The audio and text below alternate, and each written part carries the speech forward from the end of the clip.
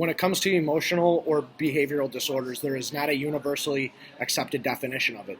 These disorders are chronic conditions characterized by behaviors that significantly differ from age norms and community standards to such a degree that educational performance is adversely affected. A couple common disorders that fall under emotional and behavioral disorders are bipolar disorder and depression. Bipolar disorder is not common in people under the age of 12. People with bipolar disorder suffer with intense mood swings. It is very common for someone suffering with bipolar disorder to also have depression. Depression is more than just a sadness. People with depression may experience a lack of interest and pleasure in daily activities, significant weight loss or gain, insomnia or excessive sleeping, lack of energy, inability to concentrate, feelings of worthlessness or excessive guilt, and recurring thoughts of death or suicide. Here are some strategies for handling emotional and behavioral disorder in the classroom. As far as the environment is concerned, you can place the student with EBD up front and center of the classroom. This way the teacher can keep an eye on the student and the student will have an easier time focusing on the teacher. Another thing that would be good is to place students around the child with EBD who are more diligent and intellectual. These students will be less likely to distract the student with EBD than, for instance, the class clown. That student may also be able to act as a peer tutor to the student with EBD. Another thing to do is to keep the classroom rules and activities simple and clear. For example, be on time, be polite, and try your best. You want to reward positive behaviors. This will encourage the student with EBD to continue behaving in a positive manner. There is a student self-management intervention chart that students can use to monitor their own behavior and compare it to the guided goals and actions of students.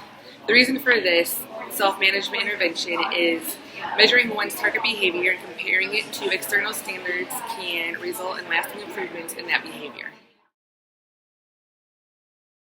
A prime example is child maltreatment. This is when a child is neglected physically or emotionally or sexually abused. Remember the Kelsey video?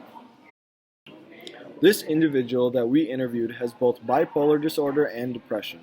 For confidentiality reasons, myself, Anthony Sanchez, will be doing the voiceover in our presentation. Were your parents supportive growing up?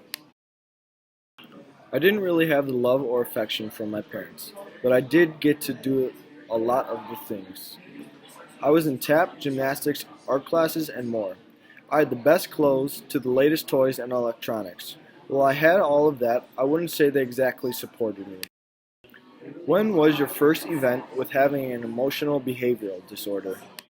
When I was 5, I had my first overdose. If we are talking about school, I was young.